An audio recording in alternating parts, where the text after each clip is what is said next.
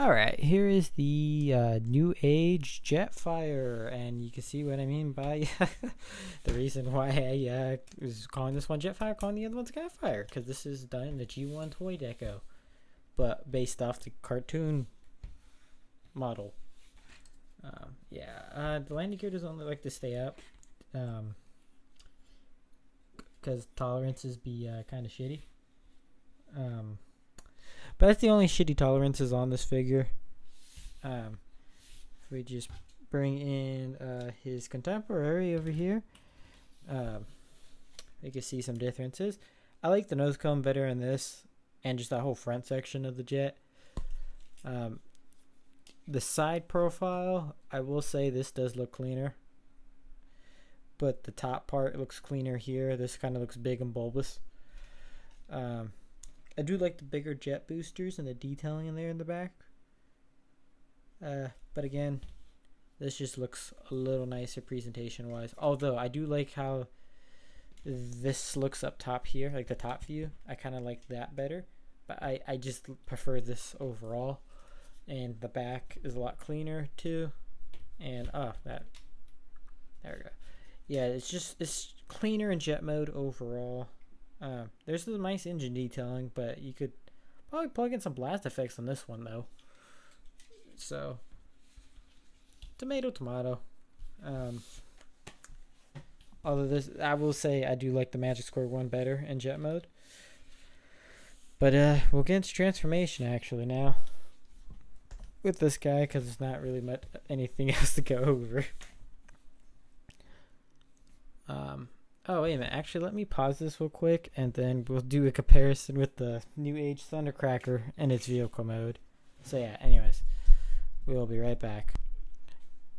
Now, here is the Decepticon Jet Thundercracker in comparison to them two. Yeah, a little bit of size comparison. We'll just kind of lift them up, just so you can see how big these guys are.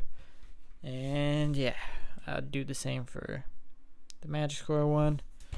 And then let me just move this back ever so then we can get a little more.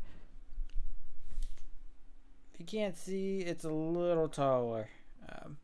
Trying to hold these as evenly as possible, but yeah, it's just ever so slightly taller. But yeah, anyways, we're gonna transforming them. So yeah, okay, we're gonna move this a little closer back for the transformation. Alright, let's get into it. Alright, so you wanna fold this backwards, so it's like that. Fold that in like so. Do the same step. Untap that. Move these pieces. Fold those in. Untap that. This will kind of move. You want to fold this piece. Anyway, that looks like that actually comes out. This. I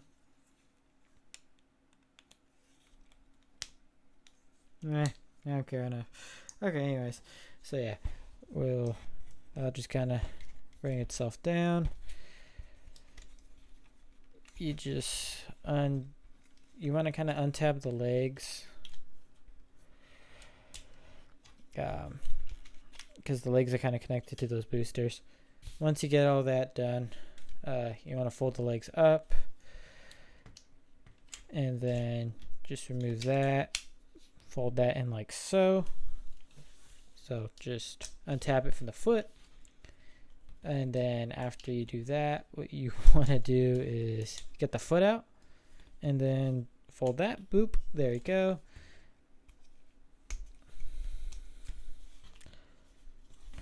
And then now I'm just going to use this just to push the foot. You want to push that, but you want to get this piece in like a certain way. So this way it's flushed, and then you just push that plastic part there, and then the metal part's the heel. You want to do the same thing on both sides.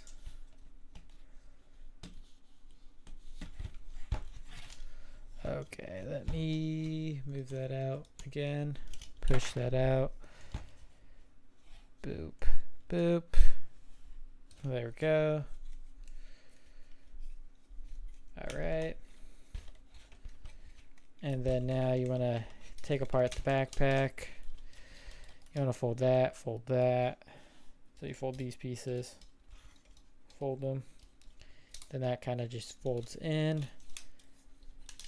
And then now what you want to do, unfold those out. And kind of flex the plastic a little, but kind of rotate it on this piece. So then you get it as the backpack. That'll just kind of collapse back in together. And you get that, a little bit of a slimmer profile. These pieces will kind of push back in to create that. Then you got the head here. And now you just open that, move that out, move that out. It's that part, getting the arms and the head and stuff into this section. That's a pain in the ass when you're going from robot into jet. But when you're going from jet to robot, it's really not an issue, like at all. Okay, fold that like so. Everything's all nice and flush. Alright, push that like so. That will go into there. And then that will just kind of boop. Boop. Alright.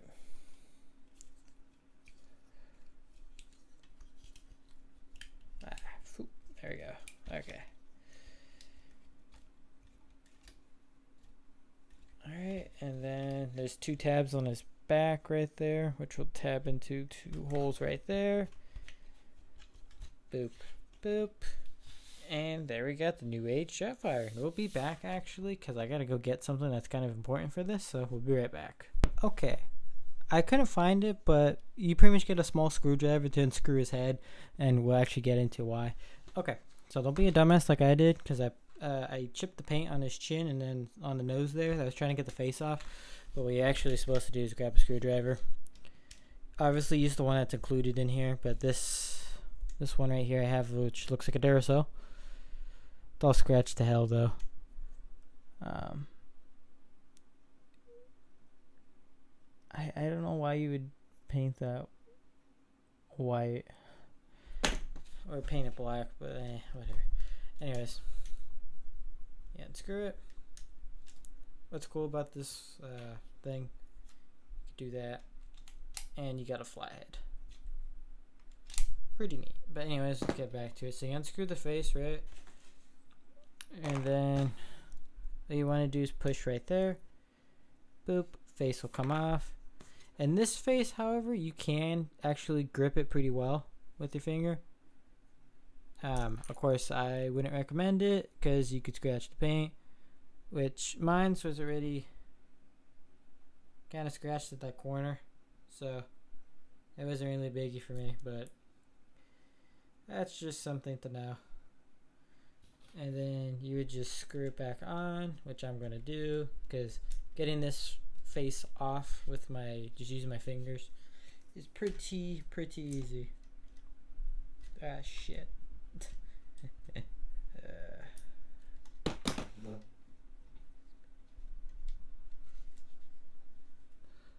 Okay, this is going to be a little bit tricky. And I lost... trying to do this on fucking camera is a pain. Because like doing this off camera is easier.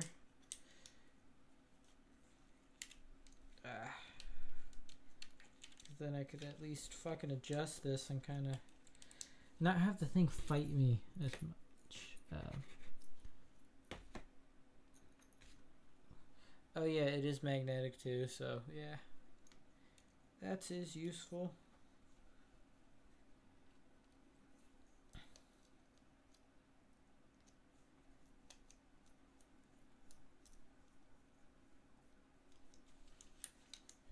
And there you go. And we got Jetfire in robot mode. And as you can see, he's very G1 toy Jetfire inspired without looking like that G1 toy, because that's a Valkyrie from Robotech. And Harmony Gold would sue up the ass. Because it's Harmony Gold.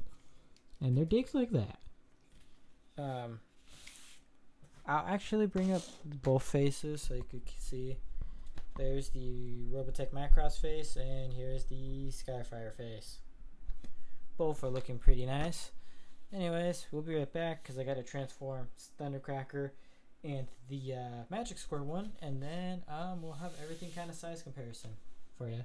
So yeah, we'll be right back. Oh yeah, I forgot to mention the way you could take that off. You just kind of get right in between there and boop. You can only do that with this face though, because if you try to do it with the other one, you're just gonna scratch it the fuck up. That's why they give you the screwdriver to unscrew it and get the other face out. So yeah, there's that. Okay, and now here is that Jetfire in comparison with the other NewAge and Magic Square stuff. You can see he is shorter than the Magic Square Jetfire, which is kind of weird because it's usually the opposite way around from what I hear from people as far as scaling. So yeah,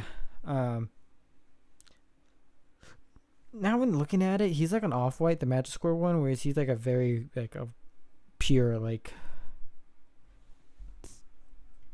he's a much less of an off-white because he's not an off-white, he's just like white. But yeah, there's that. Devastator always being out of scale. But yeah, but nonetheless, still a fun figure. And Skyfire fell, which was kind of interesting, but you know, okay. And I'm just gonna bring him back up, and we're gonna go closer back in. So let me bring this down just a little, and I'll actually get into articulation, but we'll just move him off to the side. You get about that much at the elbow, so it's a little greater than 90, just a little bit. Arms go that far. You could actually get them far back because the wing can go down further, but again, like the other one, you can't really move it out of the way too much. You do get a waist, similar to the other one. Leg can go out that far, but unlike the other one, if you kind of finagle the backpack, you can actually do the splits going that way. So that's cool. And you can get them out going that way. And then, of course, you get superb ankle tilt, much like the other one. Although I will say this one, I think, does it better than this one. But, yeah. You got a thigh cut right there. And then double jointed knee. So, that's good. Oh, whoops. Hold on, just have to push everything together. It's all the same pin here. So yeah, and the gun just kind of, there's a tab on the side of the hand. The thing sits in there, you put it in there, and yeah. I don't know if the original blaster's like this, because this one's supposed to look like the Macross Valkyrie gun. So yeah. Head looks up, looks down. It's not on a ball joint, it's actually on a hinge. So you can't get any wiggle waggle out of it, unfortunately.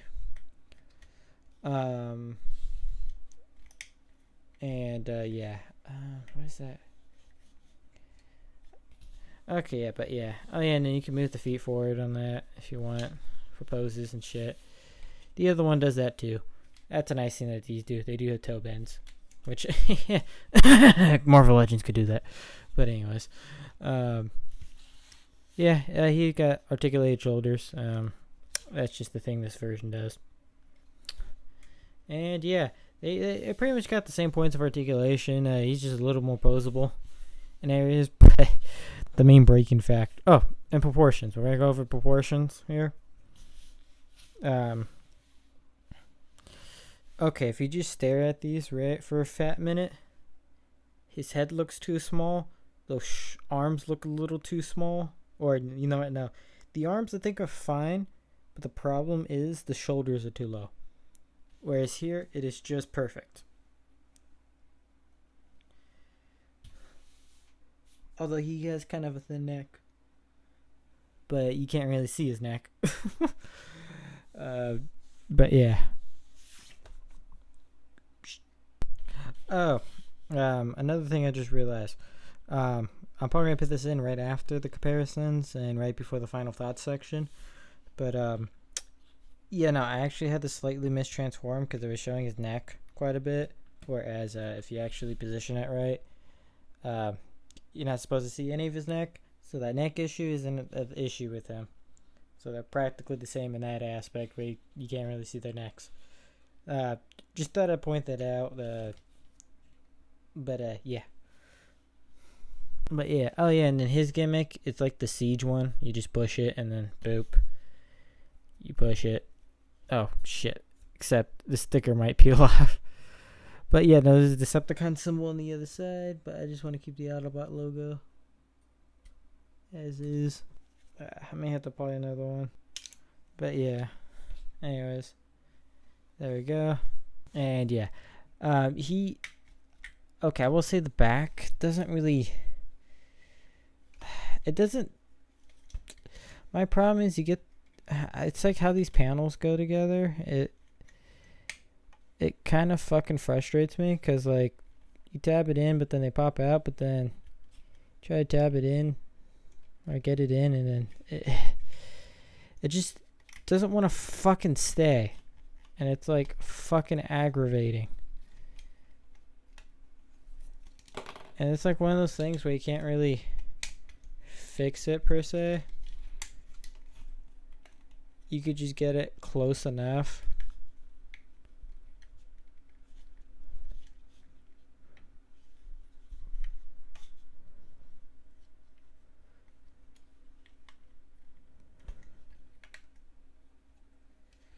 Okay, that's as good as we're getting that backpack there. That is the most annoyingest thing about this figure, which the Magic Square doesn't suffer from. But the one thing that the Magic Square does not as well as this one is that he feels fucking great. It's not because of the die cast. Oh, this does have die cast. The heels are die cast. The waist joints die cast. The jet boosters over here are die cast. Not the ones inside though. And I think that's it for parts die cast. I could be missing some things, but yeah. He feels better. Immensely better than this Jetfire. But I like this one proportionally better. And yeah, no, it's just I got both because I wanted the toy deco, but I also like the look of this one better in robot mode. And prior to buying this Jetfire, I actually haven't had any other Magic Square figures aside from that Optimus, so I figured, oh, probably just feel like that, which I did like that figure, so it's like, okay, cool. And then I got the Megatron. He came in before them, they did, and then I was like, oh wow, this feels great. And then messed with the Shockwave before I messed with him, and I was like, oh, feels great. And then messed with them, I was like, oh, this doesn't feel great. And the thing with the NewAge Jetfires, it feels like a NewAge figure, which they feel fucking fantastic. And yeah, I really have no complaints about how it feels. There's just some engineering things I wish they would have done differently, like that back section. I wish they handled it more like how Magic Square did. But aside from that, they did a really bang up job. Both companies did, and both have really good Jetfires. It's just the plastic on him feels weird. It feels better here. It's a little easier for me to recommend, mainly because of the feel and build quality. Whereas with him, it's a little harder because of the build quality. And I do enjoy his transformation much more than him. But you're probably going to have a better experience overall, feel-wise, with him than him. That's just kind of how it comes down to. But yeah. It's been me, Kwa here. Hope you guys enjoyed the video. And as always, peace out.